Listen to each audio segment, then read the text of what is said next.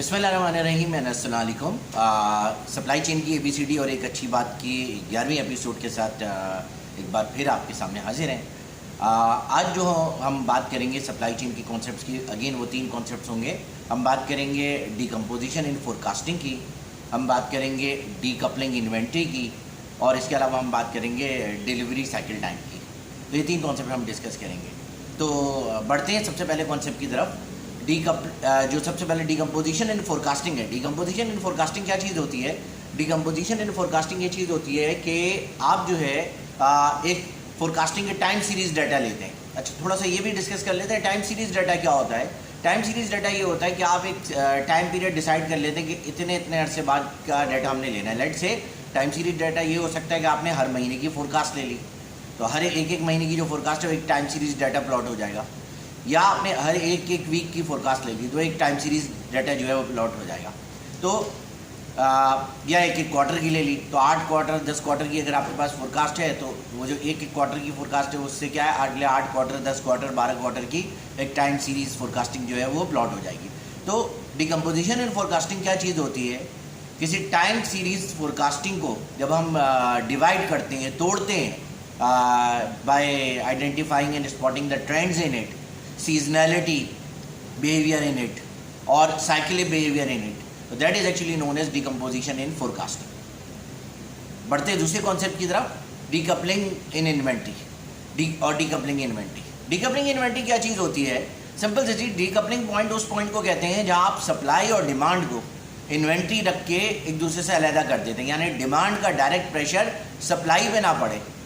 اس pressure کو ختم کرنے کے لیے، اس اسٹریس کو سسٹم میں ختم کرنے کے لیے آپ کیا کرتے ہیں، اپنے پاس کچھ انوینٹری ایز اے بفر اور ایز اے سیفٹی اسٹاک رکھتے ہیں، جس کا لیول جو ہے وہ ظاہر ہے آپ کیلکولیٹ کر کے نکالتے ہیں۔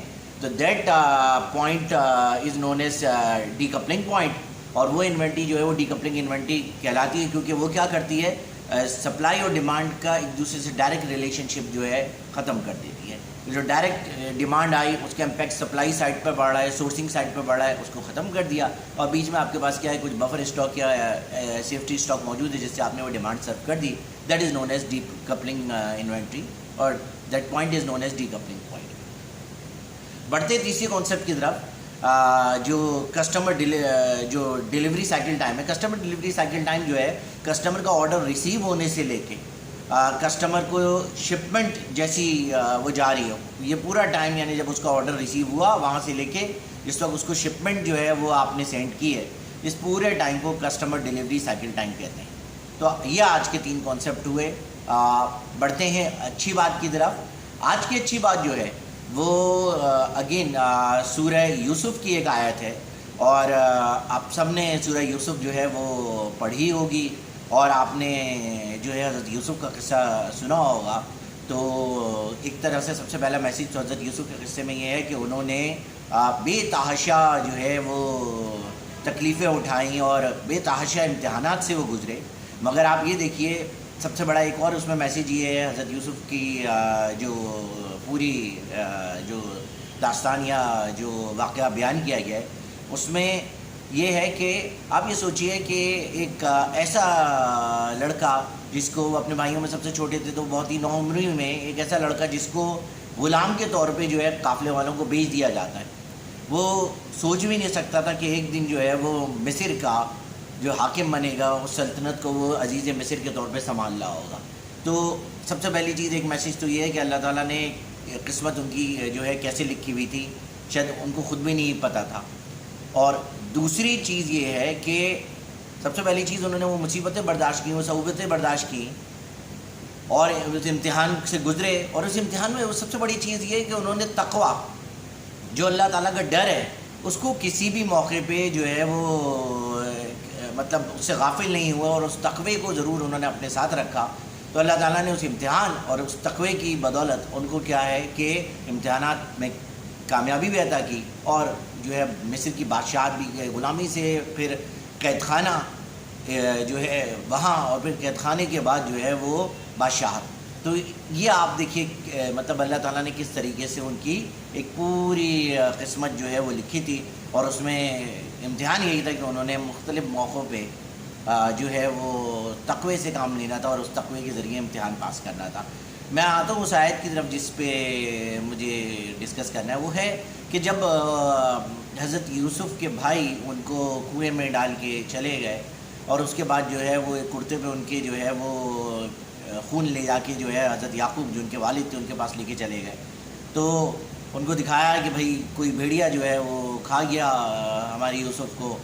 تو حضرت یعقوب جو ہے وہ ظاہر ہے بہت زیادہ محبت کرتے تھے, تو ان کو یقین نہیں آیا اور انہوں نے ان کی بات سن کے جو ہے وہ جو قرآن شریف میں بیان ہے وہ ہے فصبر جمیل واللہ المستعان علی ما تصفون. فصبر جمیل واللہ المستعان علی ما تصفون کہ اس آیت کا ترجمہ ہے کہ صبر اچھا ہے اور میں اللہ تعالیٰ سے ہی مدد کرتا ہوں, مدد چاہتا ہوں ان باتوں پہ جو کہ تم لوگ بتا رہے ہو. تو میسج کیا ہے ایک طرح سے ہمارے لیے بھی کہ زندگی میں ہمارے ساتھ بھی بہت سارے ایسے واقعات ہوتے ہیں, ایسے سارے معاملات ہوتے ہیں جس میں لوگ جو ہے ہمیں ایذا پہنچاتے ہیں, ہمیں تکلیف پہنچاتے ہیں, ہمیں جو ہے پیچھے کرنے یا نیچا دکھانے کی کوشش کرتے ہیں. بعض اوقات اس کا ریزن حسد ہوتا ہے, بعض اوقات نقصان پہنچانا جو ہے اس کا ریزن ہوتا ہے.